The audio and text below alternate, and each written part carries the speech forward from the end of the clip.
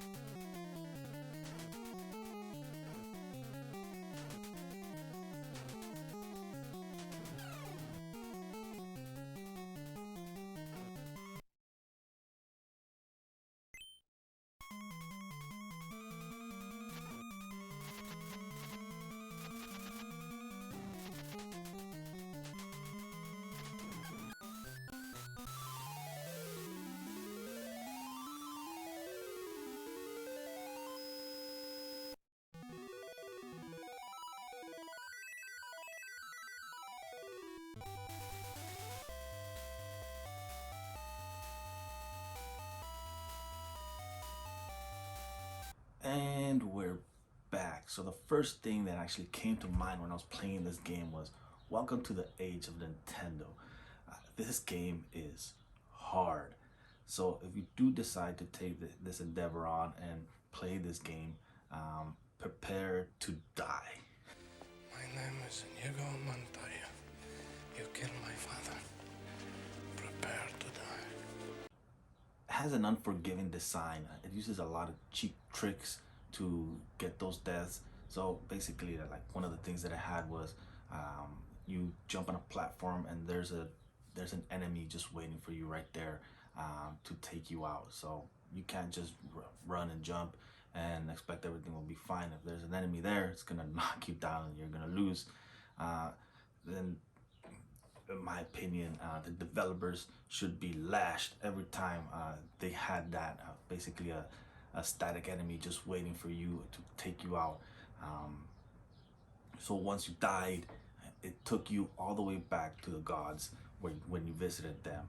And here's the kicker: if you were in a new area and you hadn't found a god in that area yet, and you died, well, you were going back all the way to the old to the old area and have to retrace your steps quite a bit. That's what Nintendo was fundamentally difficult. What I would probably say about it is just that uh, they were unforgiving in that because there wasn't any save states on that. It just took a lot longer when you died because it just took you all the way back. Another thing that I noticed when I was playing the game was there was no clear idea on what the items did. Maybe it was in the booklet. I mean, I didn't read the booklet. It's been so long. So some of the things I didn't remember what they actually did. Some of them, I mean, you get a sword, obviously. I mean, you hit with the sword, it's probably stronger. Some of them got power ups, so they would tell you like the townsfolk or that, and the townsfolk or just the people around the world would give you clues on what they were, but some of them just weren't useful until you actually needed to use them. For example, the Hermes sandals.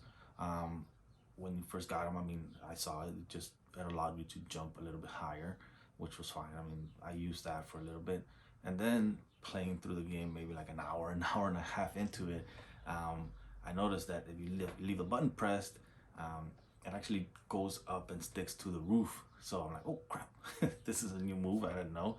So yeah, it definitely because of the Hermes sandals, it just didn't dawn on me that that's one of the power-ups that you could do with it. Another thing another thing that I didn't really see that you could do with was the harp. The harp was used to call Pegasus and teleport to different places. Uh, that I didn't realize you could do until I actually needed to use them to go to a different spot and save some time on that. It was actually one of the townspeople that actually told me that um, you could use it against the actual harpy, and she wouldn't like, because she would freeze you when you were fighting that boss. Another aspect of the game is its non-linear format. Even though like you only go left or right, it's pretty confusing at times. It uses a maze format. So for example, you take a door on the right and you take a door on the left, they completely lead to two different spots, or sometimes they actually loop all the way back, and it's up to you just to figure out what like how this maze works, where everything goes. It takes a little bit of time to actually learn it. That again, that's one of the difficult aspects of it, and it uses that more than once. So get used to drawing out a map. That's what we used to do back in the days: draw out maps, or just bang at it until you actually got it memorized on where everything went. Also, luck plays a major factor on this because unless you're reading a guide that tells you, oh, go here, go there, I didn't. So when I was in a new area, you could take a left, you could take a right, you could take stairs up, down, whatever it is. But some of the playthroughs, if you guys actually go check out my playthrough, I actually went, say for example, I went right instead of left, and I fought the boss. And if I would have taken a left, I would have gotten some power ups like a stronger sword or even more life to actually be able to fight that boss. And the game doesn't really tell you, it's like, well, maybe you should go back here. It doesn't stop you from going there. So that's another thing to take into account. I mean, I would probably recommend you using a guide just because of that alone. It gives you a little bit more structure, and I think it'll elevate the fun factor of the game. But even if you do use it, the guide, don't forget to explore. I mean, part of the game, part of the fun is just walking around and seeing what else is around. I mean, this world isn't huge, but for the Nintendo what they used to have before. It definitely is pretty expansive on it. I was pretty surprised on how big the world was. Again, it's a hard game, all right? So get used to a lot of those cheap shots that they're gonna take at you and take you out, just making you fall or something like that. So I would probably recommend you playing this game with the emulator just so you can use those save states. And it'll save you a lot of that headache, a lot of those goddamn developers. But it was a fun game, all through and through.